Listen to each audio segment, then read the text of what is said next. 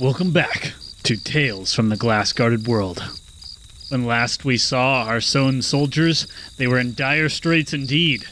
They had finally unmasked the creature who had orchestrated much of the chaos taking place in World 83, a lich known as Avarok. Avarok and the Emperor seemed equally intent on learning the secrets of spell-jamming technology, only to discover that both Paxton and Athelflatt are downright clueless. A fight erupted, but not before a surprise entrance by Sigbert, Ledwina, Varen, and the mysterious bandaged man, who all worked together to allow Paxton the opportunity to go and release the prisoners being held in the Fort Ironcrown dungeons, including everyone's favorite secret keeper, Atulf. Meanwhile, all four lumpins caused chaos and a great deal of consternation for the DM. Paxton had just returned with the recently released prisoners, noting overwhelming odds now that additional undead reinforcements have been summoned. To make things worse, Avarok used heat metal to cause Paxton to make physical contact with the Cursed Sword Vendetta. What will happen to Paxton? What will happen to the Lumpins and Athelflatt? What will happen to Handrew? What will happen to me once we finally finish this thing? Let's find out now. Welcome.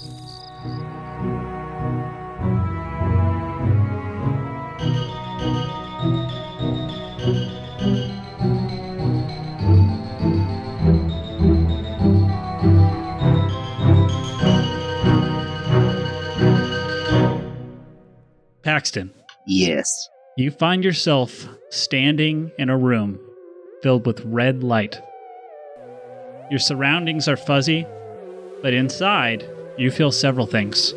First, you feel self-righteousness and purpose, but most importantly, you feel unbridled rage. However, you also feel something else. You feel that you are not alone. In your peripheral vision, you see the silhouette of what is probably a woman, but even not looking directly at her, you immediately know that something is horribly, horribly wrong. You feel sick to your stomach just having come close to looking at her. She speaks to you. Hello. I've been waiting to meet you. Hello? Who are you? I am Vendetta. Oh, Varen's sword. Now, I belong to you, Paxton. That's okay. I'm kind of in the middle of something, so, could we maybe do this introduction later? I kind of don't want to be possessed right now. You feel like this kind of rumbling chuckle emit throughout the whole room that you're in, and it just kind of reverberates down into your bones. But beneath it, you feel like there's a budding rage just kind of bubbling up underneath it. Paxton's starting to panic. He's looking around the area that he's in to see if there's any, doors or any way out. Yeah, you are trying not to look at wherever this woman is standing, because you can tell that if you look at her, it will not be good for you. But you look around and you don't see any exits or anything. It seems to everything seems kind of fuzzy and out of focus. You hear her speak to you again, and she says, The beast wishes to use me against you. She is a fool, Paxton.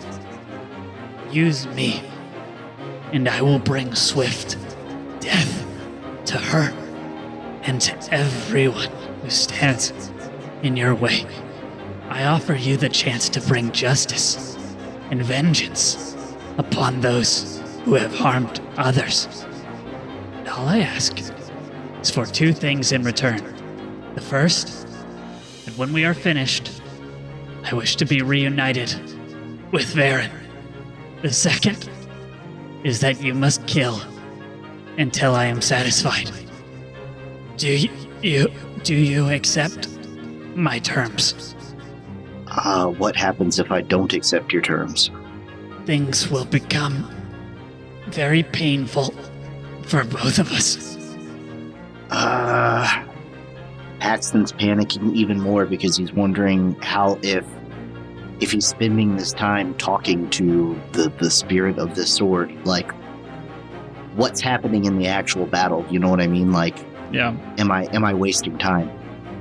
You wouldn't make me hurt my friends, would you? I'm only going to hurt my enemies, right?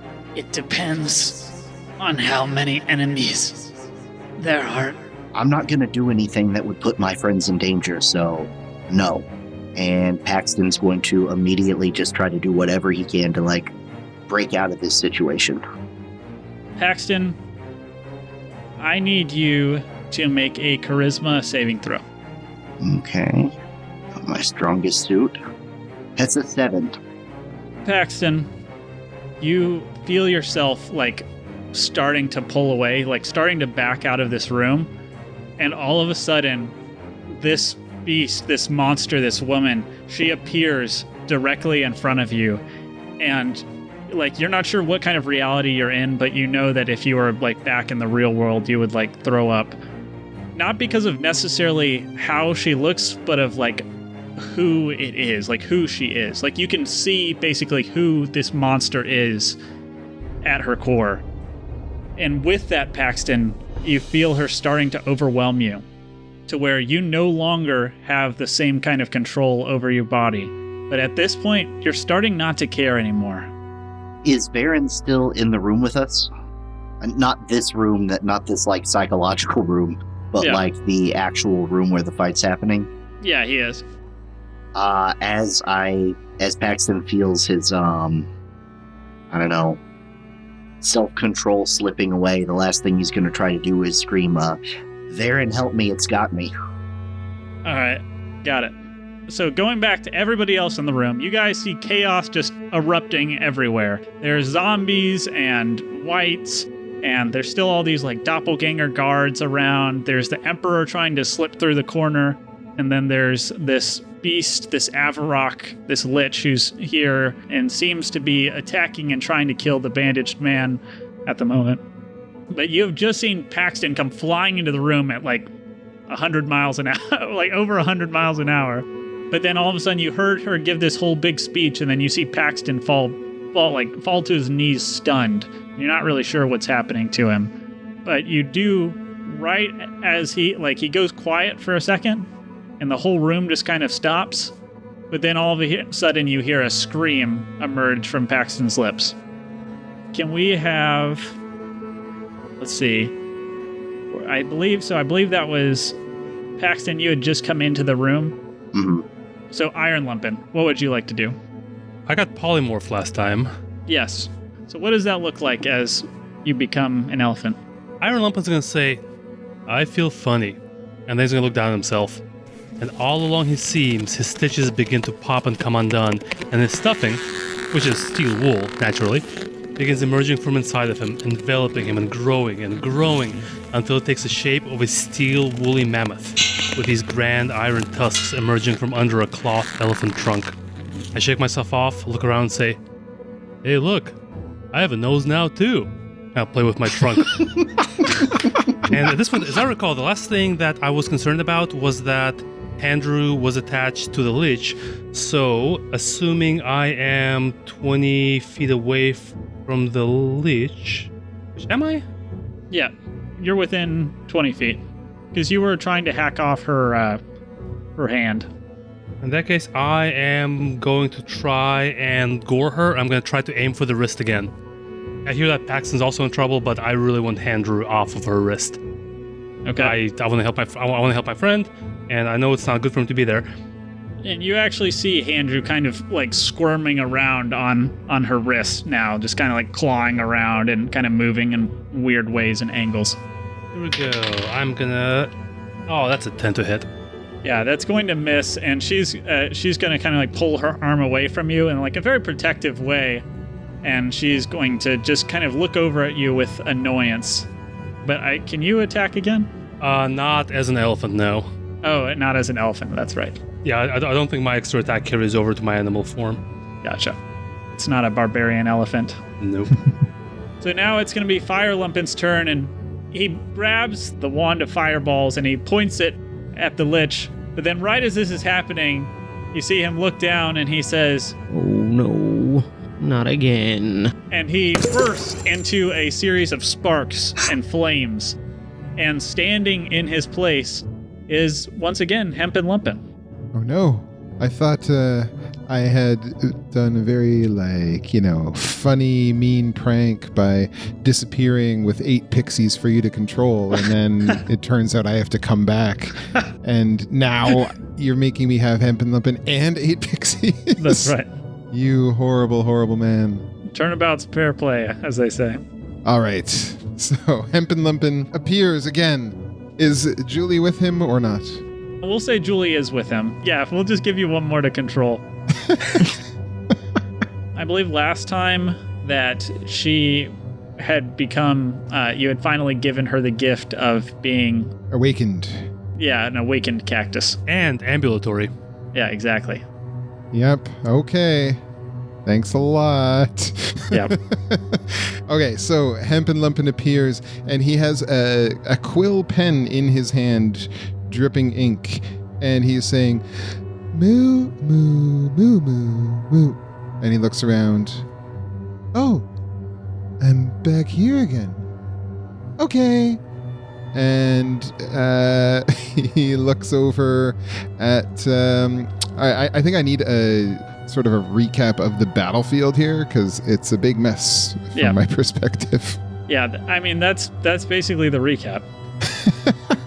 You've got Lidwina, Siegbert, and Baron, and the Bandage Man here. But then you've got Avarok, who's been kind of making her way towards the Bandage Man. She's right here. I can point it up on the roll 20. That's Avarok. Okay. Can you see the nameplates? I cannot see any names, no. That's Avarok right here. This is Zenfur/Gormand. This is Athelflad over here. Mm-hmm. This is the Iron Emperor making his way away. This is Siegbert. This is Lidwina. And this is Varen. And then coming into the room on the northwestern side is Paxton in the gold armor. All right, and all these other figures, are they evil people? Bad guys? Those are all zombies coming in. There's a couple whites spread in there. The whites look like skeletons. All right. The one that's right next to me with the red hair. Sorry, I don't know how to point here, but or the red. This is Werner. I think it's a cape behind him. Oh, okay. Okay. Yeah. All right, so how did the various spells my pixies cast resolve? There was Entangle, there was Confusion. Those were the 2 that were targeting enemies, I think. Trying to remember. I don't even know if we had time to really do the effects yet. I don't think you did. Yeah, because it had just right after you did that, I think Paxton came back in the room. So we'll say that the Entangle is grabbing like a lot of these zombies over here on the bottom right side, like they're grabbing like a huge section of them. Okay. And then we'll say that Confusion is hitting a couple of these doppelgangers here over on this side, on the bottom, very bottom. Okay. Actually, the Confusion was targeted at Avarok and any bad guys near Avarok. Okay, gotcha. So that would hit her and Zenfur/Gormand. Yes, but I'm sure she would pass the saving throw. All right, what's the saving throw? For a pixie, I don't think it's too difficult. DC 13 for Confusion, it is a wisdom saving throw. Okay, she's got a +9 to her wisdom saving throws. Roll a 1. I'll go ahead and let you guys know now that I actually rolled a lot of the NPCs' rolls for them before, like a lot of the zombies' attacks and stuff like that. So if you see me just saying a number, I'm not just making it up. I rolled it ahead of time. All right, so she did a 4 + 9, so a 13. What was it? DC was 13. Okay, so she barely passes it. But you know what? She's going to re-roll it as part of her legendary action because she doesn't want to just barely pass it. Yeah, so this time she rolled a 16 + 9, so that would be a 25 to pass. All right, so she's not confused, but what about her compatriots? So Zenfur, Estia will pass it as well. Okay. Avarok just kind of cracks her neck and does not seem at all fazed by it. But Zenfur seems like she thinks about it for a second and then shrugs her head and gets out of it. So we've got a lot of bad guys here. Where am I? I don't have a token. That's a great Aren't point. you this little lump on here? On the carpet? No, that's just a drawing, I think. No, this was fire lumping, but you can be this one. All right, that's fun. I'm going to go over here. Julie's next to me. I'm going to cast, targeting this whole area on the left-hand side of the map because I don't think there are any of my friends there. Ice Storm. Ooh. So Ice Storm requires that everybody make a dexterity saving throw. DC for Hemplumpin is 16. All right, so zombies have a -2. Everybody is going to fail. Awesome. Including Avarok. Where does it... It's enormous. It has a 20-foot radius, 40-foot high cylinder. Oh, wow. Yeah. It can hit everybody on the left side of the map. Oh, wow. Okay, wow. That's insane. All right, let's see. For her, so you said dexterity? Yeah. All right, she's going to fail it, so she's gonna use another legendary action. Wait, can she use 2 legendary actions in a round? It's a legendary resistance, so yes. Yeah, okay. Also, yes. I don't think it's the same round. All right, it is 18 to pass. All right, so those who've passed can take half damage, but they're going to take 8 bludgeoning damage and 17 cold damage. Ooh. And then the whole area is difficult terrain until my next turn. Wow. So this huge ice storm just blows in, like the room instantly gets way colder. And all of a sudden you see all these hailstones and like jagged pieces of ice coming out of the ceiling and just smashing their way into these zombies. You said it does how much damage? Is 8 bludgeoning and 17 cold. Wow. Are the zombies all dead? All right, so that will kill all the zombies, but then we'll see what happens because Constitution saving throw with a DC of 5 plus the damage taken. Wait, so that would be... I think it's an impossible DC. Yeah, okay, never mind. All the zombies on the left half of the screen just fall down dead. Mm-hmm. They're frozen corpses. They shatter like the Terminator. Yeah, all these zombies are just coming at you, and then all of a sudden they just all break into 1,000 little pieces of icicles. The 2 whites are still standing. Oh, that did not go well for them. and you see Avarok, her like Andrew shakes a little bit as all these zombies are dying, and yeah, it does not seem to be going well for them. Now it will be Athelflaed. Okay. Unless you've got what? You've got 1,000 more things you can do on your turn, right, Brandon? Well, I mean, that depends. Are the pixies on this initiative, or do they have their own? They have their own. All right. So, I guess as a bonus action, I'll shapeshift into a horrible, frightening bear. Why not? Sure. Yeah.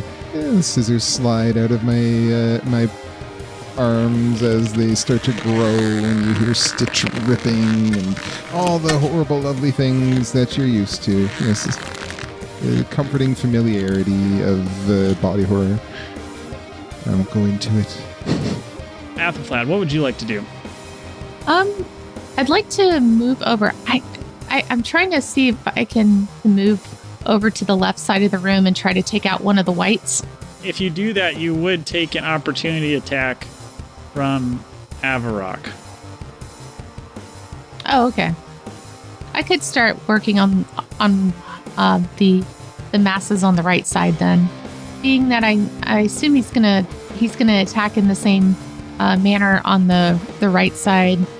I'll aim for let's see, move within distance to like one of the whites in the back, being that they seem to stand after his attack. And I will aim with let me try crossbow, just a standard crossbow attack. Nope, I missed. Oh, it's a 6. I missed. Yeah. Yeah, his AC is actually a 7. No, I'm just kidding. It's higher than that. So yeah, that is a miss. And then do you just go once? Yep. I just go once with that one.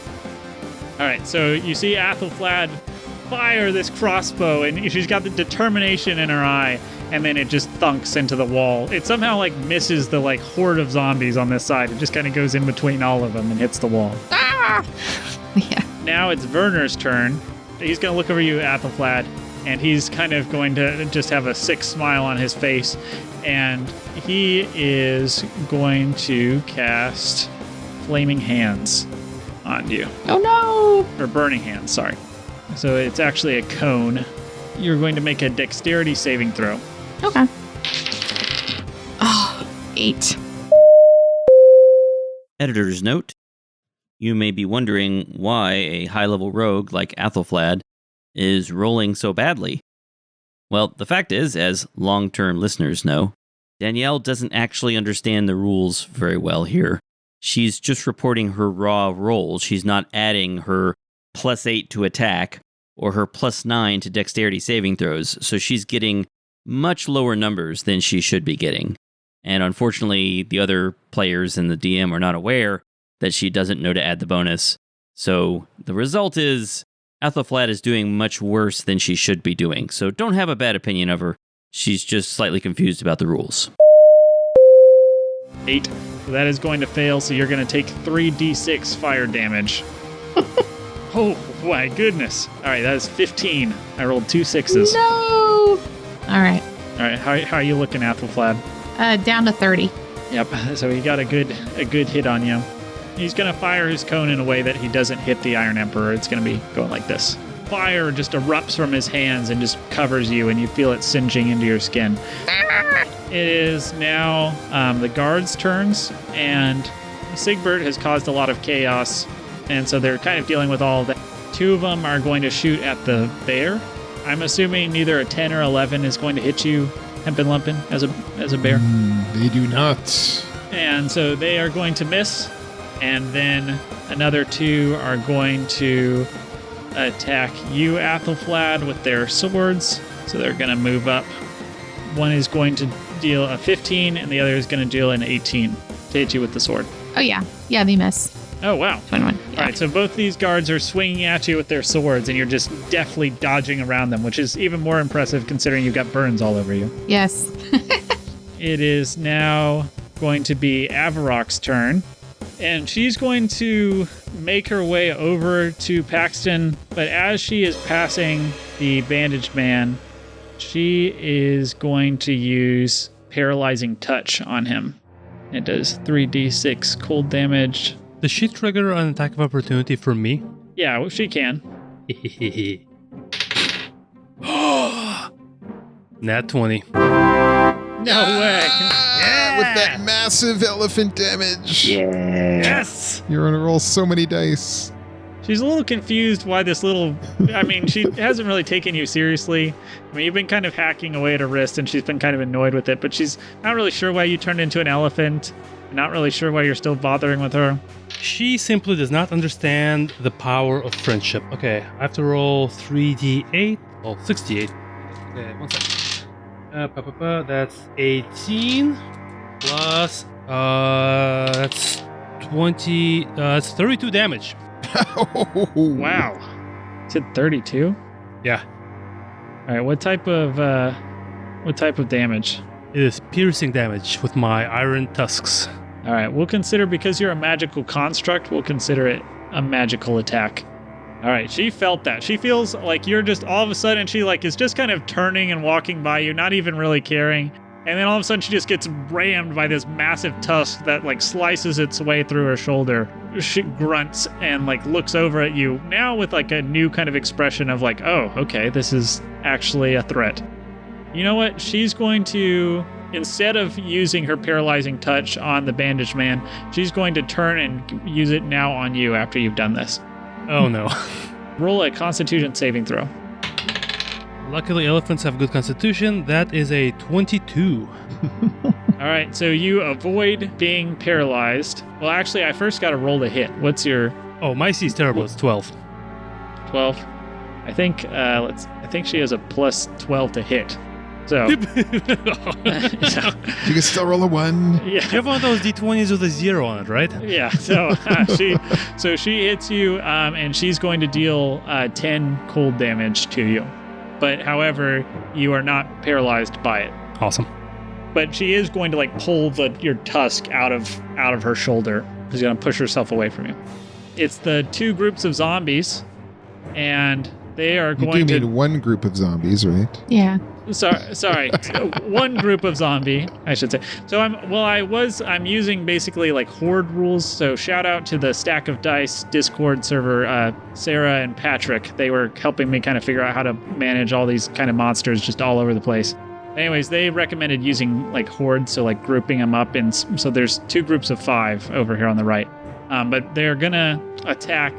One group is gonna attack Varen, and the other group is gonna attack Lidwina, because they're just kind of going for whoever they see. And one group is going to miss Varen, and the other group is going to hit Lidwina, and she's gonna take a decent amount of damage from all these zombies just swarming her and biting her and scratching her. So the zombies are now just swarming all over Varen and swarming all over Lidwina, and now it is actually the fairy's turn. Okay. So I've got 4 invisible pixies and 4 pixies that have just cast a spell. The invisible ones are going to start shooting arrows at those at one of those 2 whites. Okay. So there's a 21 and a not a 21. So the 21's going to hit. Yep. Only 11 piercing damage. All right. So that was 2 of them. I forgot I have 2 more. There's another 21 and an 18. I assume those both hit. They do. All right. They don't seem to do like a full amount of damage. You mean these pixies don't have magical bows? Or no. Oh, well, so from non-magical attacks that aren't. Okay, Yeah. never mind. So so they do full damage. Okay. And then there's a 10 and a 7 for the other 2 damages on them. Now, for the rest of them, in this map, are the windows open or closed? And also bearing in mind that there was just a massive thunderstorm or ice storm. Yeah. So there's not any windows.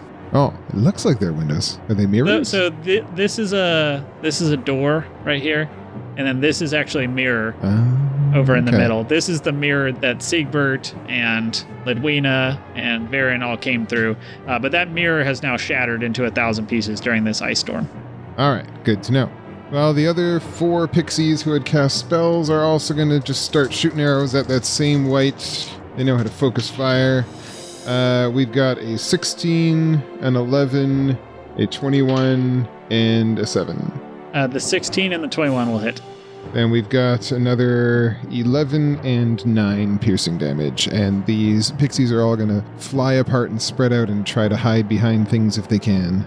And out of sword range. The one white is actually going to fall down dead because the ice storm hit him as well. So one of the whites, he just goes crashing into the wall as all these like tiny little arrows just come sprouting out of him. Pew, pew, pew, pew. Exactly. And they make that noise as they hit him.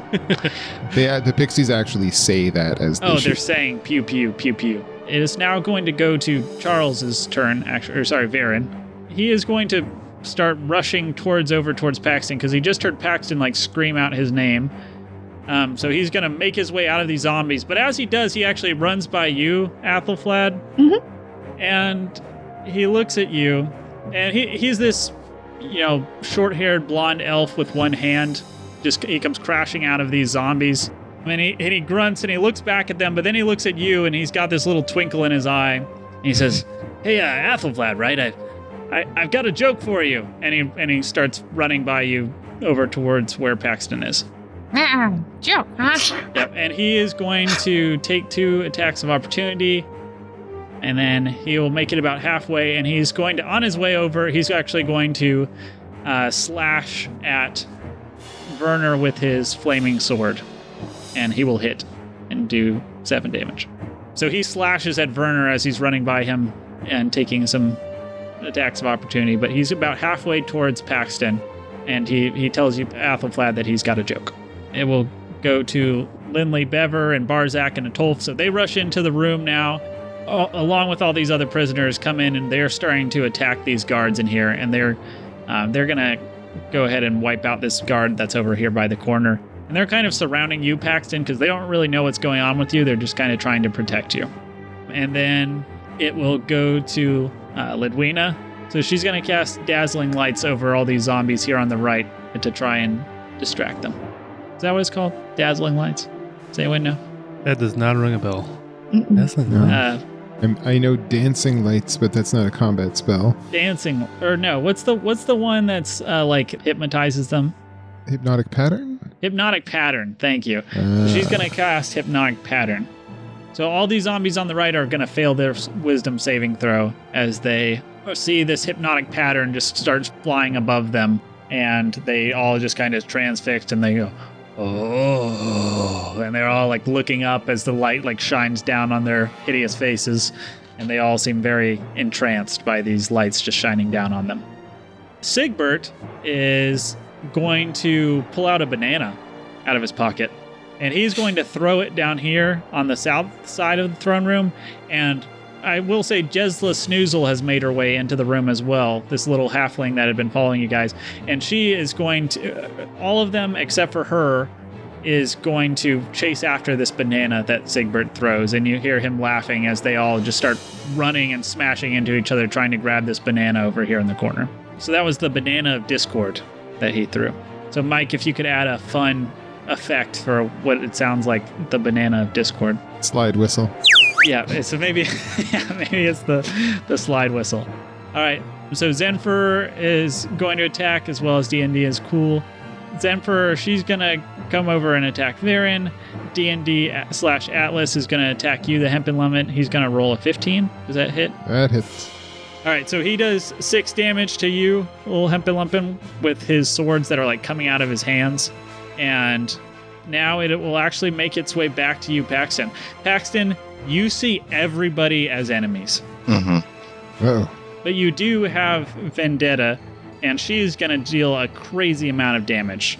Am I still focused on Avarok as my primary enemy, or it just doesn't matter? So let's, I want you to roll a flat d20 for me. Alrighty. That is a natural 1. You don't think you're going for Avarok. Okay. So I don't know the stats of Vendetta or what it does or how it affects me or anything like that. So I'm just gonna leave it up to you to tell me what to do. It is a +2 magical weapon. Okay. So you'll add your proficiency and then your modifier and then +2 to that. That's a 13, so 21.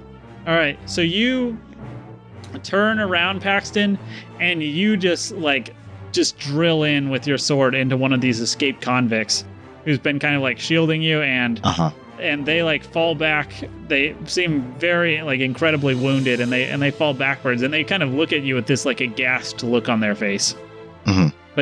But part of you knows, Paxton, that they deserve to die. And you hear Vendetta's voice inside of your head. Kill them. Kill them all. And you can roll another charisma saving throw for me. Okay. That's an 8. Does that do it? It does not. So you're at, it's starting. You're realizing like maybe you and Vendetta, you got something good going here. Man, this isn't the season finale I wanted. Paxton kills everyone. He was the bad guy all along. He was Frith all along. Yeah? All right. It's Frith mode, baby. Yeah. Roll to attack again. Okay. And you can roll another flat d20 to see who you're headed towards. That's an 18 plus 8, so 26. All right, so the flat 20 was 18? Yes. All right, so you actually do start making your way towards Avarok, but now roll another attack roll. Okay. That's a 5 plus 8, so a 13. Oh, no, that is not going to hit. So you make your way towards Avarok and you swing at her with Vendetta, and she is just, she doesn't really have lips at this point. She just has these like fangs and these teeth that are kind of ground into her skull, but they almost form into somewhat of a simile of a smile as she sees you coming after her with Vendetta with just this fury and rage in your eyes. Would this be a good time to remind you that if I am still under haste, then I get an extra action? Yes, it would. Would missing make me mad enough that I would want to keep attacking the same enemy? No. No. So just a flat d20 to see who I attack next? Yep. Okay. That's a 10.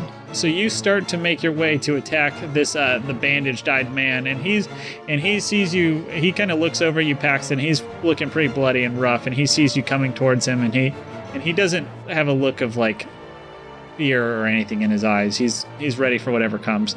All right, roll a attack. That is plus 8 is 24. All right, yeah, that's gonna hit. All right. You're doing the damage for these rolls, right? I can be. Oh, I don't have the stats for it. Oh, that's right. I forgot to tell you what the actual damage was. I can roll it if you want, if you tell me. So it will be so it does 2d8 plus 5. A d8 plus 5, 8 damage. So he's still alive, but he is looking really rough as he crawls back away from you. And so roll another attack, or a flat d20. 15. All right, so you are going to actually turn around now, and you're going to attack Zenfer/Gorman, who's behind you. All right, and that's an 18 to hit. So Paxton, you're just kind of flying around in this tornado of steel and rage, and you first swing at Avarok, and then you swing at the bandaged man, and then you turn around and you make contact with Zenfer/Gorman, and you put a sword into her. What's the damage for that one? 9. So I landed a hit on everyone except for the one person I wanted to hit. Exactly.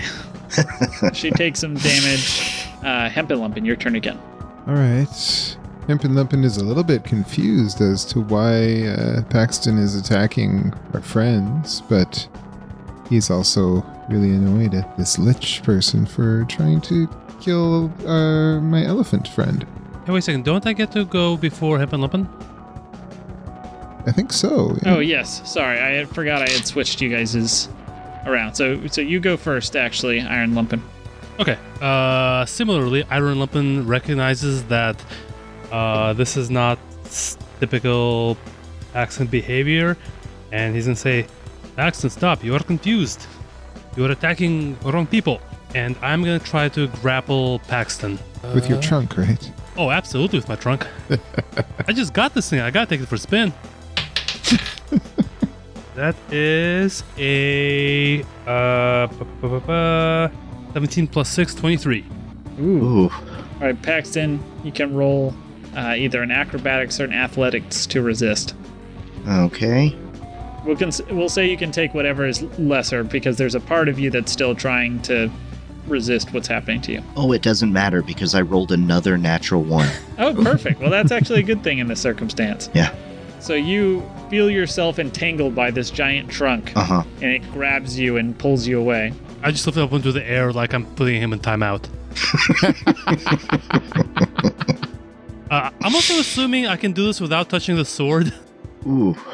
It doesn't really, at this point, I mean, it's kind of bonded to him, and it can only really bond with one person at a time, so it doesn't really matter. Okay. But you don't seem affected by it in any way by grabbing him.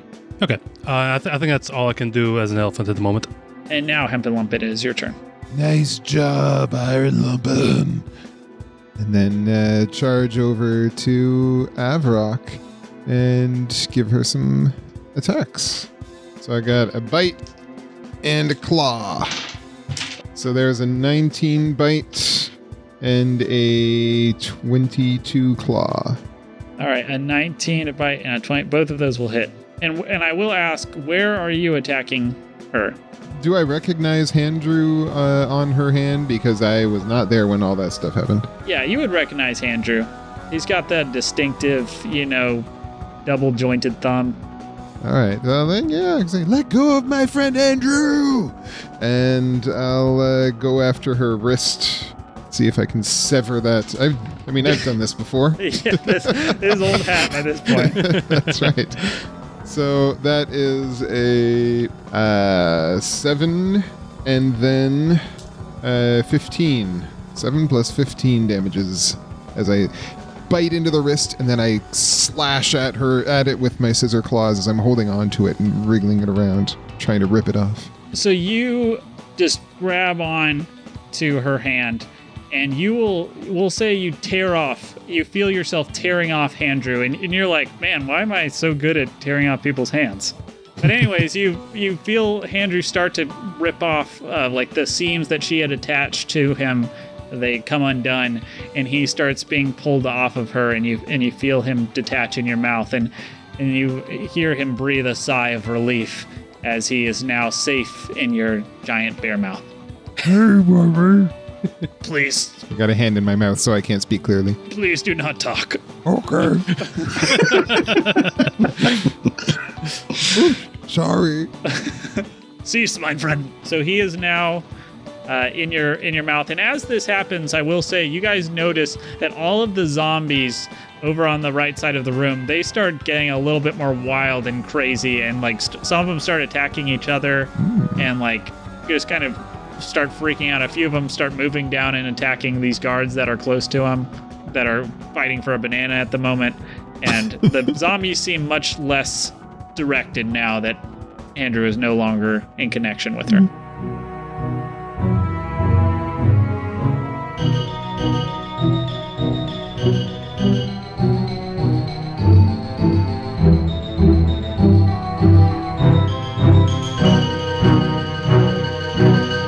We need Epilema to show up and save the day. That's right. Oh, yeah. You need Deus Ex Machina with Epilema. Yeah. Deus Ex Yeah. Epilema. I think you're on your own, dudes. Yeah, Epilema has to walk the dog. That's okay. Sounds like a euphemism. Yeah, it does. But with her, I don't want to know what it's a euphemism for. Yeah. But I do need you to say it in the Epilema voice, please. I gotta walk the dog.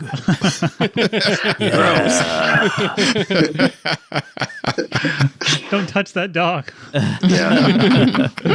It's been so long since I was lumping. I'm not sure if I can do the voice. Have to get back into character. Imagine thinking less thoughts.